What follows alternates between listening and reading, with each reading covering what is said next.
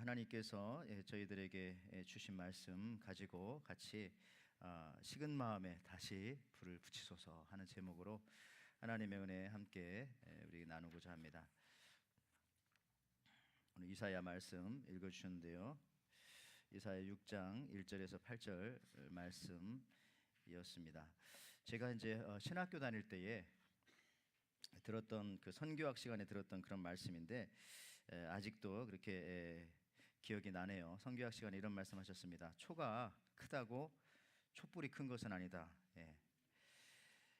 이것은 무슨 얘기냐면 이제 큰 교회나 뭐 작은 교회나 큰 역사를 가지고 있는 그러한 교회나 어떤 교회든지 상관이 없다는 것이죠. 복음을 전하고 또 전도하고 하는 데 있어서는 그리 그 큰 상관은 없다 하는 그런 말씀이었던 것입니다. 오늘 하나님께서도요, 저희들을 대해 주실 때 이렇게 동일하게 그렇게 대해 주신다고 믿습니다. 초가 크다고 뭐 촛불 큰 거 아닌 것처럼 우리의 어떤 그 환경이나 신앙 환경이나 이런 걸 통해서 하나님께서 우리를 편애하시는 것이 아니라 동일하게 우리를 사랑해 주시고 또 인도해 주신다는 사실들. 여러분들 우리 권투 선수는 계속 뛰어야 합니다. 왜 그러냐면은 이렇게 계속 뛰어야 이 상대편의 주먹을 막을 수가 있는 것입니다. 상대편의 주먹으로부터 얼굴을 막고 또 가슴을 막아야지, 또 뭐 배를 막아야지, 이런 모든 생각을 하면서 있으면은 어떻게 되겠습니까? 자칫 막는다고 생각하다가 상대방의 주먹에 얻어맞아서 넉다운 될 수도 있죠. 그래서 어떻게 해야 되는 겁니까? 권투 선수들은 계속 링에서 쉬지 않고 뛰어야 합니다. 그냥 뛰면 됩니다. 뛴다는 것 자체가 상대방에게 있어서는 타겟이 이제 계속 움직이는 것이 되기 때문에 맞추기가 힘들죠. 그러나 가만히 있으면 안 됩니다. 그렇죠? 그러니까 계속 뛰면은 된다. 그 자체가 경기가 되어지는 것이고 그 자체가 방어가 되어지는 것이고 공격이 되어지는 것이죠. 그런 마찬가지입니다. 우리 신앙생활에 있어서도요, 뜨겁게 우리가 새벽에 기도하고 또 뜨겁게 우리가 예배 때마다 나와서 기도하고 그렇게 하는 겁니다. 우리가 뭐 더우면 더웁다고 나와서 기도해야 되는 거고요. 사실 추우면 추워서 나와서 기도해야 되는 것이고, 바쁘면 또 바쁠수록 나와서 기도하는 것이고, 이것이 바로 하나님께서 우리에게 말씀하시는 내용이죠. 이렇게 하면 하나님께서 우리의 모든 것들을 다 해결해 주시는 겁니다. 여러분, 어미새가 먹이를 물고 오면은 밑에서 아기 새들이 입을 벌리는데 어떤 새한테 준다고 그랬습니까? 잘생긴 새, 아니면 그 새들 중에서 가장 허약한 새, 아니면 그래도 어미가 볼 때 귀여운 새가 아니라 오직 한 가지, 입을 가장 크게 벌린 새에게 새는 자기 새끼에게 먹이를 주는 것입니다. 왜냐하면 새는요, 이 위가 차면 찰수록 입이 덜 벌어지게 되어져 있거든요, 자동적으로. 그래서 마찬가지입니다. 하나님께서도 우리에게 누구에게 기도에 응답하시고 누구를 더 하나님께서 채워주시느냐, 입을 크게 벌린 새처럼 이렇게 하나님 앞에 간절한 마음으로 간구하고 하나님 앞에 크게 나아가는 자들에게 하나님께서 응답해 주신다는 것입니다. 여러분, 우리가 그 지난주일에 제가 전한 말씀 중에서 핵심은 그거죠. 지난주에 기도하라는 거였습니다. 특히 우리 이스라엘 백성들이 번제단에서 불을 가져와서 향단에 불을 비춰 이제 제사를 드리고, 또 성막이나 성전 안에 있는 모든 불도 이 제단 불로부터 가져와서 그 불로만 피워야 했다, 이 말씀 드렸습니다. 그 이유는 왜 그렇습니까? 오직 그 번제단에 있는 불만이 하나님께서 붙여주신 불이었기 때문에 그렇습니다. 그래서 제가 성도님들에게 이런 말씀드렸죠. 오직 우리가 교회에 오면은 무조건 우리 성전에 와서 기도하고 모임을 좀 가져라. 그랬더니 한 뭐 여전도에서는 지난주에도 김치를 어김없이 담는데, 어쨌든 뭐 새벽 예배에 전원 참석해서 기도한 다음에 김치를 담으시더라고요.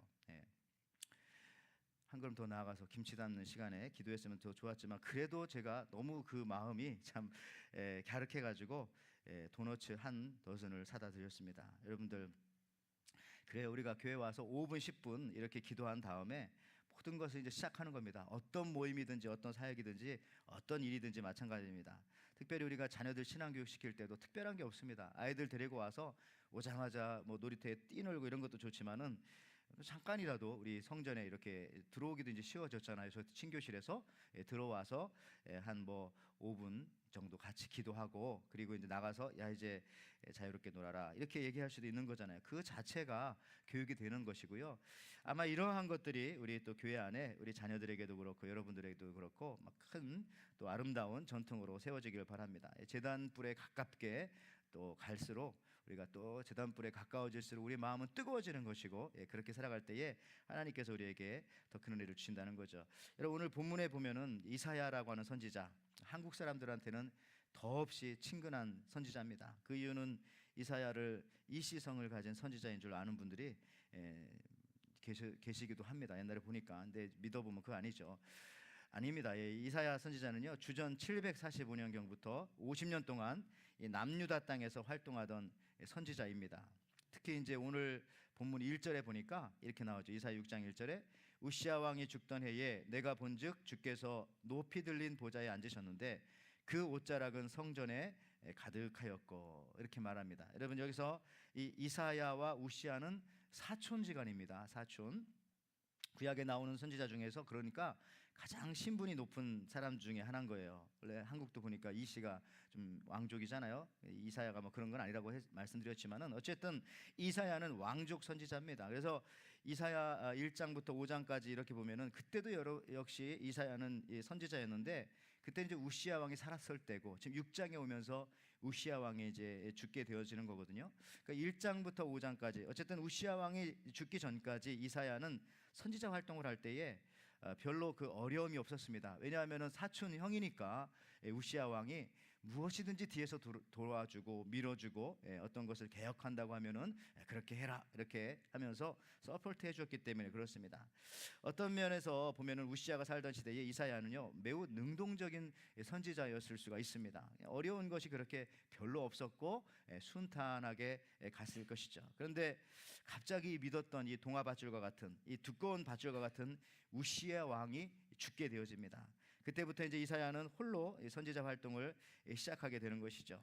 자기가 믿었던 것이 이제 무너져 내리자 드디어 하나님을 어떻게 보면은 볼 수 있게 되었습니다. 오늘 1절 말씀처럼 전에 아침이면은 이 이사야는요 항상 성전에 가기보다는 자기가 좋아하는 또 형이죠, 우시야 왕이 있는 아마 왕궁으로 먼저 발길을 옮겼을지도 모르겠습니다. 그렇지만 이제 우시야 왕이 죽고 나니까 드디어 이제 성전으로 먼저 발길을 옮기지는 않았을까 하는 생각조차도 하게 할 정도로 이사야에게 있어서 우시야 왕이 죽은 이후부터 그는 이제 왕을 쳐다본 것이 아니라 만왕의 왕이신 하나님을 바라보게 되어지는 그런 계기가 되어졌다라고 하는 것이죠. 그러니까 이 이사야에게 있어서 우시야가 살아있을 때는 하나님에 대한 어떤 뜨거운 사랑, 하나님에 대한 그런 열정, 글쎄 우리가 뭐 판단해 볼 수는 없지만 우시야 왕이 죽던 해부터 오히려 이제 이사야는 하나님을 더 의지하게 되었고, 하나님에 대한 식었던 열정이 더욱더 살아나야만 했던 그러한 순간이었다라고 하는 것입니다. 어쨌든 의지하던 우시야 왕이 죽자 드디어 보이지 않던 것들이 성전에서 보이기 시작합니다. 그러니까 열정을 가지고 하나님 앞에 나오면 여러분들 보이지 않던 것들이 보이기 시작합니다. 우리 예배에 나와서도 좀 이렇게 좀 열정을 가지고 한번 좀 바라보세요. 하나님께서 무엇인가 보여줄 것 같은 느낌 들지 않습니까? 자, 이사야 6장 오늘 2절 4절 말씀에 자 보니까 전에는 안 보였던 건데 뭐 예배를 드렸는데 말이죠. 이제 우시야 왕이 죽고 나부터 이런 것이 보이기 시작합니다. 스랍들을 모시고 섰는데 각기 6날개가 있어 그 둘로는 자기 얼굴을 가리었고 그 둘로는 자기 발을 가리었고 그 둘로는 날며 서로 불러 이르되 거룩하다 거룩하다 거룩하다 만군의 여호와여 그의 영광이 온 땅에 충만하도다 하리라. 이같이 화답하는 자의 소리로 말미암아 문지방의 터가 요동하며 성전의 연기가 충만하더라. 아마 이게 이런 것들이 이제 보인 것입니다. 실제로 연기가 났는지조차는 모르겠지만 어쨌든 이사야는 이것을 경험하게 된 것이죠. 여러분 여기서 보면은 이 스랍이라고 하는 것들 이게 무엇입니까? 이게 체루빔이라고도 하는 천사들인데 천사의 두 그룹이 있잖아요. 그룹이라고 하는 그룹이 있고요.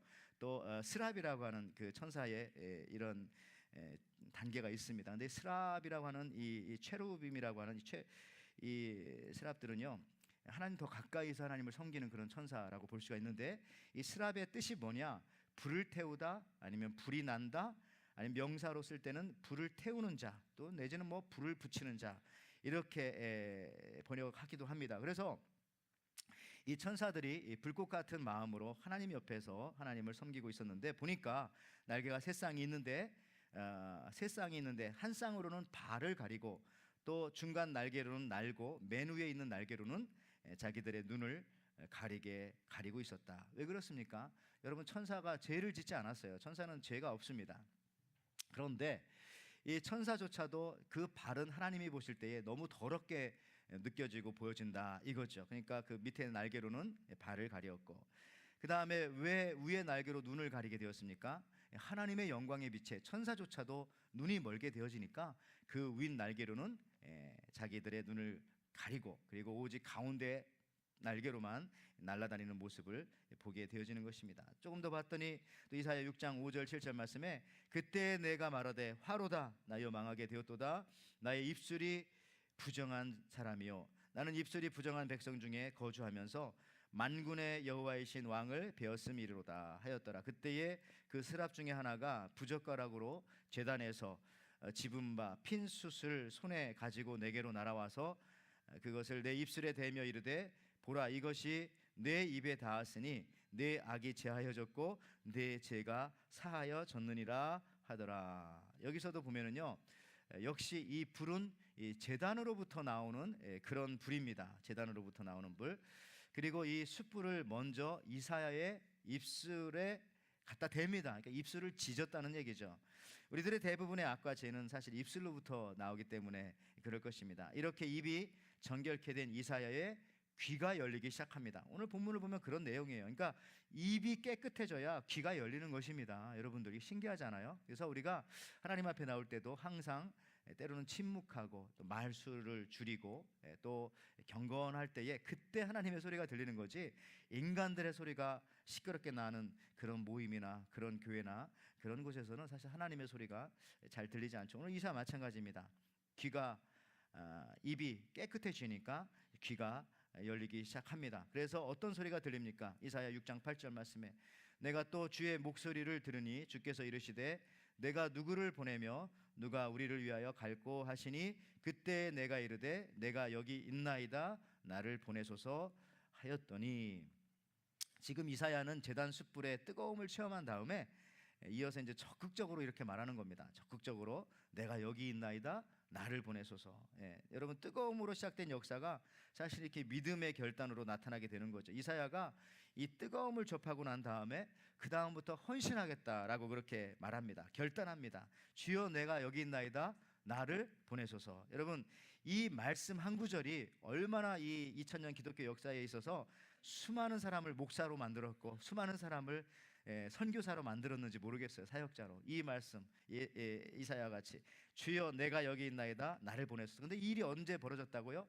하나님으로부터 뜨거움을 체험한 다음에 제단 숯불이 그의 입술에 닿고 귀가 열리면서부터 이와 같은 헌신과 사역이 시작되었다는 겁니다. 여러분, 그래서 우리가 이 불이 참 중요합니다. 예수님께서도 누가복음 12장 49절에 이렇게 말씀하십니다. 내가 불을 땅에 던지러 왔노니 이 불이 이미 붙었으면 내가 무엇을 원하리요? 예수님이 원하셨던 것은 뭐냐? 우리들 심령 마음속에 불이 붙는 겁니다. 성령의 불이 붙는 거죠. 그래서 예수님께서도 불을 땅에 던지러 왔다. 예수님도 당시의 사역자들을 부르실 때 먼저 이 가슴에 마음에 불을 주십니다. 이것이 없으면은 안 되는 거죠. 동력이 없기 때문에 안 되는 겁니다. 여러분들 일부 예배는 주로 어르신들이 많이 나오지만 모세를 생각해 보십시오. 모세도 80세에 부를 때 그냥 부르지 않았습니다. 뭘 먼저 보여주십니까? 떨기나무에 불이 붙은 걸 보여주잖아요. 근데 불이 붙었는데 그 불이 꺼지지 않는 걸 보면서 너의 마음에도 이런 불이 타게 하겠다 하면서 불을 보여주시면서 80세 드신 모세를 불러서 이스라엘 백성을 이끌어내지 않습니까? 여러분, 마찬가지 일부 예배도 그러니까 상관없습니다. 우리 연세가 드셔도 하나님께서 불을 주시기만 하면은 어떤 나이도 문제가 되지 않는다는 거죠. 여러분, 두레교회 김진웅 목사님 여러분 많이 들어보셨을 겁니다. 이분이 해마다 2월 23일, 그러니까 오늘 우리가 24일이니까 어제네요. 해마다 2월 23일이면 하루 종일 금식을 한다고 하시네요.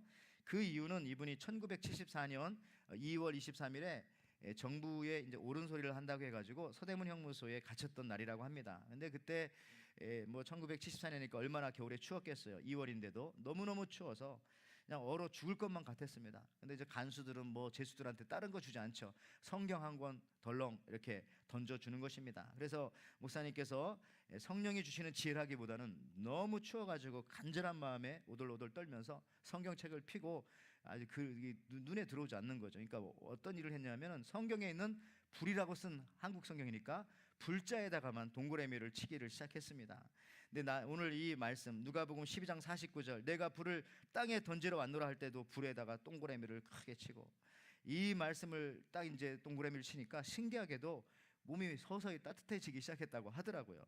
그러다가 오늘 읽었던 이제 본문 이사야 6장 말씀 불꽃을 이제 붙이려는 이 천사들이 이사야의 입술에 제단 숯불을 댄다는 이 말씀을 들으면서 거기에 이제 동그라미를 칠 때에 가슴 속에 본인의 신앙 고백이에요. 성령의 불이 들어왔다. 그래서 그 다음부터는 이 교도소 안에서 별로 춥지 않게 겨울을 날 수 있게 되었다. 그리고 나와서도요 불같은 말씀을 전하면서 자기는 사역을 할 수 있게 되었다라고 그렇게 고백을 합니다. 여러분 불 받으면 뜨거운 믿음이 생기죠. 여러분 우리 믿음이 불이고 불이 믿음입니다. 여러분 믿음이 있어야 하는데 여러분 사실 믿음이란 건 굉장히 또 신기합니다. 예를 들어서 우리가 지금 야구 경기를 보고 있다고 여러분 상상을 해보십시오. 내가 지금 1위 하는 팀과 꼴찌 하는 팀이 지금 경기를 펼치고 있는데 내가 응원하는 팀이 1위 팀이라고 한번 여러분들 생각해 보시면요, 지금 우리 팀이 상대 팀에게 지고 있어도 마음에 여유가 생깁니다. 왜냐하면 우리 팀은 1위 팀이니까. 지금 상대방은 이기고 있어도 꼴찌 팀이니까 오히려 마음속에 이러한 기대감까지 있을지 모르겠어요. 언젠가 역전할 텐데 얼마로 역전하게 될까 하는 그런 어떤 기대감, 언제쯤 일이 벌어질까 이런 생각을 하게 되는 거죠. 그런데 반대로 지금 내가 응원하는 팀이 꼴찌 팀인데 그 팀이 지금 1위 팀을 이기고 있습니다. 그래도 마음속에서는 계속 불안한 마음이 드는 거죠. 언젠가 이것이 뒤엎어질지도 모르겠다. 언제 지게 되지? 이런 불안한 마음. 여러분들 이 믿음이라는 것이 바로 사실 이런 겁니다. 이런 거 믿음만 있으면은 어떠한 상황 속에서도 우리가 굴하지 않을 수가 있습니다. 기도하는 사람은 이 믿음이 있는 것이고요. 내 입술을 또 마음을 제단불로 뜨겁게 지져주시고 또 믿음을 주시고 그러니 나를 보내주소서 하는 이런 사람들에게는 바로 이와 같은 이 불같은 믿음이 있는 것이죠. 여러분 성경의 인물 중에서도 가장 적극적이고 또 뜨겁고 긍정적인 인물 찾으라면은 누굴 찾겠습니까? 저는 베드로라고 생각합니다. 베드로는 참 사랑을 많이 받는 제자입니다. 예수님한테도 사랑을 받았고 성도들에게도 사랑을 받았고 지금도 사랑을 받고 있고. 여러분 베드로 다 좋아하시잖아요. 저도 베드로가 참 좋은데 왜 이처럼 베드로를 하나님께서 사랑하셨을까? 베드로가 늘 앞장섰기 때문에 그렇습니다. 베드로는 행동가였습니다. 행동가. 누가 나를 위하여 갈꼬라고 할 때 아마 베드로가 이사야였다면은 그냥 똑같이 이사야처럼 제가 여기 있나이다, 내가 가겠습니다 하는 사람이었을 겁니다. 베드로는 절대 오래 고민하는 사람이 아니었습니다. 왜냐하면 그도 뜨거운 사람이었기 때문에. 그 사람이 엄청 뜨거운 사람.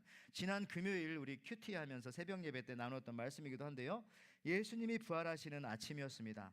마리아들이, 여러 마리아들이 예수님의 무덤에 향유를 가지고 갔습니다. 그런데 예수님은 이미 부활하셔서 이제 이 자리에 있지 않다, 갈릴리로 갈 테니까 너희도 가서 제자들한테 갈릴리로 간다고 전해주거라 라고 하면서 한 천사가 청년의 모습으로 마리아에게 말을 했습니다. 그때 말씀 보십시오. 마가복음 16장 6절 7절 말씀에 청년이 이르되 놀라지 말라, 너희가 십자가에 못 박힌 나사렛 예수를 찾는구나. 그가 살아나셨고 여기 계시지 아니하니라. 보라, 그를 두었던 곳이니라. 가서 그의 제자들과 베드로에게 이르기를 예수께서 너희보다 먼저 갈릴리로 가시나니 전에 너희에게 말씀하신 대로 너희가 거기서 배우리라 하라 하는지라. 근데 저는 이 말씀을 보다가 주목하고 싶은 부분이 있었습니다. 바로 7절 말씀에 가서 그의 제자들과 베드로에게 이르기를. 자, 예수님과 제자들 처음 만났던 곳, 가슴이 뜨거웠던 곳, 가라는 곳이죠. 거기가 바로 갈릴리거든요. 가라고 하는데 누구한테 전하라고요? 제자들과 베드로에게. 그러니까 베드로라고 하는 말을 꼭 집어서 얘기합니다. 꼭 베드로한테는 꼭 얘기해야 된다. 왜 그렇게 했겠습니까? 이게 무슨 뜻입니까? 여러분 제자들에게도 말하지만 특별히 베드로에게는 먼저 꼭 말하라는 것입니다. 베드로에게 말해야만 갈릴리로 갈 수 있다는 것이죠. 왜 베드로를 빼고 다른 제자들에게 아마 말을 했으면은 분명히 여러 가지 그 제자들은 이걸 재했을 거예요. 이렇게 생각했겠죠. 우리가 갈릴리로 가라고 하는데 몇 명이나 갈까? 아니면 정말 예수님 뭐 부활했나? 이것부터 고민했겠죠. 우리 전부 다 가야 하나? 우리가 먼저 선발대를 한번 보내보자. 지금 로마 군인들이 바깥에서 아직도 지키고 있을지도 몰라. 낮에 가는 것보다는 밤에 내려가는 게 좋을 거야. 우리 밤을 좀 기다려보자. 또 밤이 되면 밤보단 또 낮이 나을 거야. 그러면서 언제 출발하지? 그럼 도착은 언제쯤 할까? 별 고민을 하다가 아마 시간을 끌고 가지 못했을 수도 있겠습니다. 그러나 베드로에게 말하면 어떤 상황이 될 것 같습니까? 제가 상상하건대 이럴 것 같아요. 베드로는 재지 않습니다. 아주 저돌적으로 나가는 사람이죠. 저돌, 멧돼지처럼 나가는 사람인데 아마 베드로에게 말했을 때 이렇게 했겠죠. 자, 지금 출발합시다. 당신들이 같이 가건 안 가건 나는 지금 가겠고, 그렇게 말하면서 벌써 문을 열고 이미 출발을 했을 것 같아요. 아마 그래서 예수님의 제자들이 베드로를 통해서 갈릴리에 가게 되었고 예수님을 만나게 되었다고 저는 생각합니다. 여러분, 이처럼 하나님의 일을 할 때는 불이 있는 사람이 이 적극적인 행동가가 필요합니다. 시간을 끌다 보면은 타이밍을 놓쳐서 사실은 아무것도 할 수 없게 되어지는 거죠. 오늘 이사야도 불이 임하니까 시간을 끌지 않고 그냥 즉각적으로 주여 저를 보내소서 내가 여기 있나이다 라고 그렇게 말하는 것입니다. 여러분, 신앙생활에서 제일 중요한 것 중에 하나가 바로 이 타이밍입니다. 시간 놓치면 안 되는 거예요. 그래서 예수님께서도 이 씨 뿌리는 비유 등의 이 농사 비유를 참 많이 하셨는데, 농사 짓는 사람은 그게 중요하다니까요. 씨 뿌리는 시간을 놓치면 절대 안 됩니다. 그래서 그 씨 뿌리는 시간에는 비가 오나 눈은 오지 않겠지만 한국에서 태풍이 불어도 그날은 씨를 뿌려야 합니다. 그리고 특별히 여러분들 일하는 사람들한테 간식하고 이 막걸리 같은 거를 늘 주는데, 이 씨 뿌리는 날만큼은 간식은 주는데 막걸리, 알코올은 주지 않습니다. 그만큼 중요하고 이 타이밍이 중요하기 때문에 이게 한국 농사꾼들의 철칙 중에 하나예요. 여러분들, 베드로의 또 다른 모습 한번 볼까요? 베드로는요, 부활하신 주님을 확인하기 위해서 일단 무덤으로 달려갑니다. 아마도 갈릴리로 가는 길에 무덤이 있었을 것 같은 생각 듭니다. 요한복음에 보면은 특별히 이 베드로와 요한이 그 무덤 앞으로 달려갑니다. 요한복음 20장 33절에서 6절 말씀이요. 자, 베드로와 그 다른 제자가 나가서 무덤으로 갈새 둘이 같이 다름질하더니 다른 제자가 베드로보다 더 빨리 달려가서 먼저 무덤에 이르러, 여기서 다른 제자는 요한 자기 자신을 가리키는 겁니다. 근데 자기 이름을 쓰지 않고 겸손하게 그냥 다른 제자라고 했어요. 요한복음이니까. 자, 그다음 읽겠습니다. 구부려 세마포 놓인 것을 보았으나 들어가지는 아니하였더니 시몬 베드로는 뒤따라와서 무덤에 들어가 보니 세마포가 놓였고, 여러분, 이 상황은 뭐냐면 여기서도 보면은 요한이 베드로보다 훨씬 젊어요. 그러니까 젊으니까 달리기를 잘했죠. 그래서 둘이 막 예수님의 빈 무덤으로 달려갑니다. 근데 먼저 도착한 것은 요한입니다. 무덤 앞에 서서 들어갈까 말까 망설이는데 뒤따라왔던 베드로는 어떻게 된다고요? 뒤따라오면서 스탑하지 않고 그냥 그 힘으로 무덤 속으로 쑥 들어가가지고 본다는 거죠. 그러면서 세마포가 있네, 예수님 부활하셨다. 베드로는 이런 사람입니다. 한 번도 멈춰본 적이 없어요. 그냥 질주하는 거죠. 또 한 번 부활하신 예수님이 디베랴 바닷가, 그러니까 갈릴리 호수에 오셨을 때에 그때도 배에서 그물을 내려 물고기를 잡고 있는데 누군가 소리쳤습니다. 역시 이것이 요한이 소리쳤어요. 주님이시다, 예수님이시다. 그러자 이 소리를 듣고 제일 먼저 반응한 사람은 역시 베드로였습니다. 수영도 못하면서 풍랑이 있는 그 바다에서 베드로가 빠져 죽어가면서 막 살려달라고 한 거 보니까 베드로가 수영을 아주 그렇게 잘하진 않는 것 같아요. 어분데도. 그러면서 막 배에서 뛰어내려서 예수님한테 가는 겁니다. 요한복음 21장 7절 8절 말씀입니다. 예수께서 사랑하시는 그 제자가 베드로에게 이르되 주님이시라 하니 시몬 베드로가 벗고 있다가 주님이라고 하는 말을 듣고 겉옷을 두른 후에 바다에 뛰어내리더라. 다른 제자들은 육지에서 거리가 불과 한 50칸쯤 되므로 작은 배를 타고 물고기 든 그물을 끌고 와서, 다른 제자들은 배 타고 무수로 더 가까이 가는데 이상하게 이 가슴에 불이 있었던 베드로는 직접 뛰어내리면서 예수님 앞에 갔다는 것이죠. 여러분, 베드로는 성령 받은 이후에 초대교회 때도요, 그가 늘 제자들에게 강조했던 것들이 하나가 있었으니 불 받아서 뜨겁게 사역하라는 겁니다. 지난 시간에도 말씀드렸지만은 어떤 사역을 하든지 뜨겁게 해라. 그러니까 베드로 서신에 보면 이 말이 늘 강조되어져 있어요. 베드로전서 4장 8절 말씀 보십시오. 무엇보다도 뜨겁게 서로 사랑할지니라. 사랑을 하되 뜨겁게, 이 뜨겁다는 말을 사도 베드로는 얘기하고 있는 겁니다. 한 번뿐이 아니에요. 베드로전서 1장 2절에도 너희가 진리를 순종함으로 너희 영혼을 깨끗하게 하여 거짓이 없이 형제를 사랑하기에 이르렀으니 마음으로 뜨겁게 서로 사랑하라, 이렇게 말씀을 합니다. 뜨겁게라는 말, 여러분들 오늘 이 시대, 아니 우리 교회에도 이런 불받은 뜨거운 이사야, 베드로, 또 모세 같은 사람이 필요합니다. 자꾸 우리가 뒤로 빼면 안 되는 것이죠. 결국 우리 주님이 이런 베드로를 끝까지 사용하셔서, 이런 이사야를, 이런 모세를 끝까지 사용하셔서 가장 축복받는 사람으로 만들어 가셨다는 겁니다. 여러분, 한 존경받는 그 유대인의 랍비가 있었습니다. 그가 이제 운명할 시간이 다가오자 제자들이 모여들었습니다. 제자들은 스승에게 마지막으로 우리들에게 소중한 말 한마디 해달라고 그렇게 요청을 했습니다. 그러자 이제 스승은 이렇게 말을 했죠. 인생은 강물이다. 아주 돌아가시면서. 그러니까 맨 앞에 있던 제자가 이걸 들었어요. 그래서 그 뒤에 있는 제자에게 또 얘기를 해줍니다. 인생은 강물이다. 그리고 또 이제 그 뒤에 있는 제자한테 또 인생은 강물이다, 이렇게 계속 얘기를 해줍니다. 저 끝에 있는 맨 마지막 제자한테까지 가게 된 거죠. 근데 맨 마지막에 있던 제자는 이제 이 스승의 제자로 입문한 지 얼마 되지 않아 가지고 이 얘기를 들으니까 알 것 같기도 하고 모를 것 같기도, 그래가지고 앞에 있는 사람한테 인생이 강물이다라고 하는 말이 무슨 뜻입니까? 또 물어봤더니 또 앞사람이 또 뒷사람이 또 앞사람한테 또 물어보고 또 앞사람한테 물어보고 또 차례차례 가지고 이제 스승이 있는 곳까지 와서 맨 앞에 있는 제자가 이제 스승한테 이제 물어보는 거죠. 스승님, 인생은 흐르는 강물과 같다라고 하는 뜻이 무엇입니까? 그러자 스승이 이렇게 말합니다.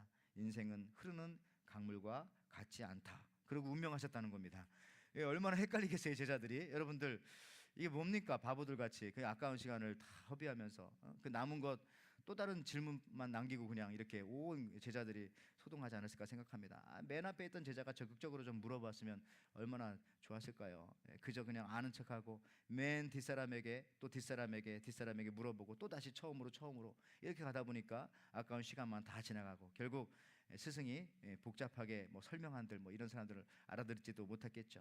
여러분, 제가 이제 지난주 그 목요일 날 신방 갔다 오다가 차 안에서 뉴스를 들었는데 한국이 다시 한번 세계 선박 강국 1위를 차지했다고 하네요. 지난주부터 전 세계 그 선박 배 만드는데 48%를 한국 사람들이 만들어낸다고 합니다. 근데 여러분 아시는 것처럼 이 선박 강국을 만든 게 누굽니까? 우리 그 1등 공신이 현대 정주영 회장이잖아요. 뭐 설명하지 않아도 이미 다 아실 겁니다. 이분은 뭐 한 번도 배를 만들어 보지 못한 상태에서 유럽, 뭐 스페인, 영국 이런 데 가가지고 선박 수조권, 그러니까 배를 만들 수 있는 권리와 기술과 자본을 좀 얻으러 갔죠. 갔는데 이 스페인 정부 관리가 정주영 회장을 보고 우리가 무엇을 믿고 당신한테 이 배를 만들 기술하고 그 다음에 이 자본을 투자할 수 있겠습니까? 라고 말했더니 아시는 것처럼 정주영 회장이 호주머니에서 지폐를 꺼내가지고 보여준 거죠. 그때 500원짜리 지폐, 그땐 지폐였는데 지폐에 한쪽에는 이순신 장군이 또 한쪽에는 누가 있습니까?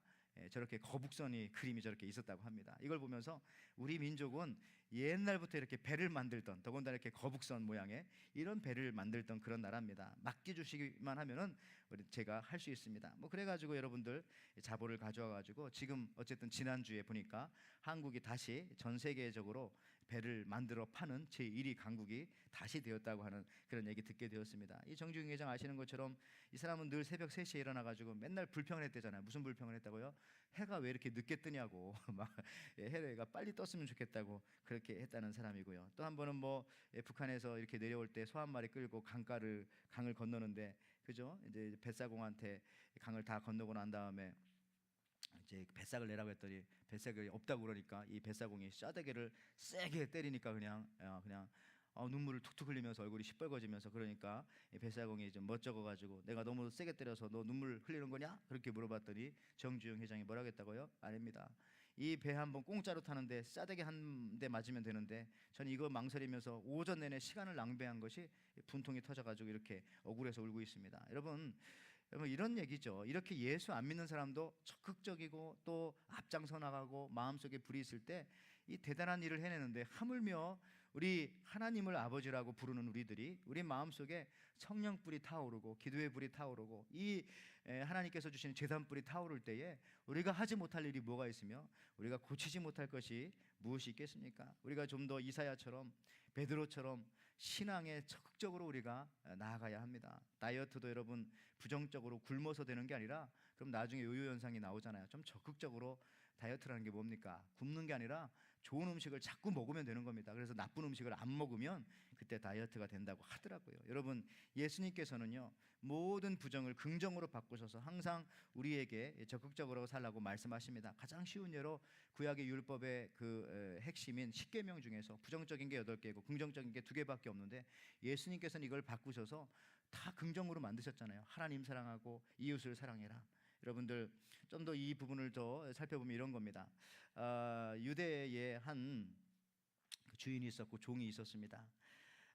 그런데요 안식일을 지킨다는 거에 대해서 이제 서로 얘기를 하다가 그 세계를 알아야 되는데, 한 번은 한 이스라엘 주인이 종을 불러가지고 이렇게 말합니다. 너는 이제 우리 집에서 나가야 된다. 내치는 거죠. 왜 그렇습니까 주인님? 그랬더니 네가 제 4계명을 어겼느니라. 4계명이 뭡니까? 안식일을 거룩히 지키라 아닙니까? 이렇게 말하면서 이 주인이 하는 말이, 저 안식일을 거룩히 잘 지켰는데요. 안식일을 거룩히 지켰는데요. 그러니까 주인이 하는 말이, 다시 한번 읽어보라고, 제 4계명을 전체를 읽어보라고 그렇게 말했습니다. 그랬더니 4계명 전체 계명이 어떻게 나옵니까? 출애굽기 20장 8절에서 11절 말씀이 전체 계명이죠. 안식일을 기억하여 거룩히 지키라. 엿새 동안은 힘써 내 모든 일을 행할 것이나 제 7일은 너희 하나님 여호와의 안식일인즉 하면서 뒤에 쭉 나가는데, 여러분 안식일을 지킨다는 것이요, 우리가 생각할 때는 그냥 안식일 날 아무것도 안 하는 게 아닙니다. 제대로 이 성경을 읽어봤더니 어떻게 됩니까? 안식일을 제대로 지키려면 엿새 동안 힘써 일하라고 그렇게 말씀하고 있지 않습니까? 엿새 동안 힘써 일하고 난 다음에 안식일을 지켜야 그것이 안식일을 지키는 것이라는 거죠. 이런 마찬가지입니다. 우리가 정말 항상 정해진 시간만을 일하는 것이 아니라 좀 더 이 마음의 불을 가지고 열정을 가지고 이 뜨거움을 가지고 우리가 하나님 앞에 나아가는 거죠. 여러분의 마음속의 불은 아직도 저는 꺼지지 않았을 줄 믿습니다. 연세가 70이 되었건 80이 되었건 90, 100살이 되어도 여러분 모세를 생각하면서 또 오늘 이사야를 생각하면서 오늘 베드로를 생각하면서, 제가 제 나이 또래 이상인 분들은 다 아시겠지만은 그 100m 달리기의 전설인 칼 루이스 선수가 있습니다. 이 칼 루이스 선수는, 이 사람은 이제 100m 9초대를 처음으로 주파했던 아주 유명한 선수죠. 정말 대단하지 않습니까? 우리 뭐 달리기만 잘하면 무조건 별명이 다 칼 루이스라고 그렇게 불렀던 시절이 있었는데요. 이분의 그 사진을 보면 독특한 것이 있습니다. 항상 이 결승점에 들어올 때마다 저렇게 웃으면서 들어오는 거죠. 그래서 물어봤어요, 기자들이. 왜 그렇게 했냐 했더니, 힘이 남아돌아서 그렇습니까? 아니면은 뭐 상대방 선수들 기선을 제압하려고, 길을 제압하려고 뭐 그렇게 웃으면서 들어오는 겁니까? 그랬더니 칼 루이스가 그렇게 말하지 않고 이렇게 말했답니다. 저는 80m부터 웃으면서 결승점에 들어오기로 결심을 했습니다. 그리고 그 훈련을 자기가 많이 했다는 겁니다. 마지막 이 스포트라이트에서 힘을 줄 때 그때 웃으면서 들어오는 거를 연습을 했다는 거예요, 훈련할 때에. 왜 그렇게 했냐 그랬더니 이분이 하는 말이 이런 거죠. 웃을 때 더 큰 힘이 난다는 겁니다. 이상하게 우리 생각할 때 막 찌푸리고 막 힘을 쓰고 막 근육에 이렇게 인상을 쓰고 그래야 뭐 힘이 날 것 같지만 아니었다는 거예요. 이분의 얘기는 웃을 때에 오히려 몸에 힘이 더 나고 근육이 탄력이 있어지면서 더 용술줄처럼 튕겨나갈 수 있었다라고 그렇게 말하더라고요. 여러분 그런 겁니다. 긍정적으로 우리가 주님 안에서, 주께서 우리에게 불을 주시고 뜨거움을 주시면 내가 무슨 일이든지 주 안에서 할 수 있다, 기도하면 다 된다, 하나님께서 들어주신다, 응답해 주신다, 이런 마음을 우리가 가지고 살아갈 때에 하나님께서 우리를 통해서 큰 역사를 이루어 가시는 겁니다. 아무쪼록 여러분들 또 베드로처럼 또 이사야처럼 우리 일부 예배 나오신 여러분들, 오늘 모세처럼 우리들의 가슴에 다시 한번 이 사랑의 불이, 또 믿음의 불이, 또 기도의 불이 타오르기를 원합니다. 그러면 가만히 있을 수가 없는 것입니다. 우리 온 교우들이 이런 성령의 뜨거운 불을 받아, 예수 믿는다는 게 달라야 되거든요. 불을 받아서 주님 앞에 귀한 사역을 경험할 수 있는 또 이 한 주가 되기를, 앞으로의 삶이 되기를 주님의 이름으로 축원을 드립니다. 아멘.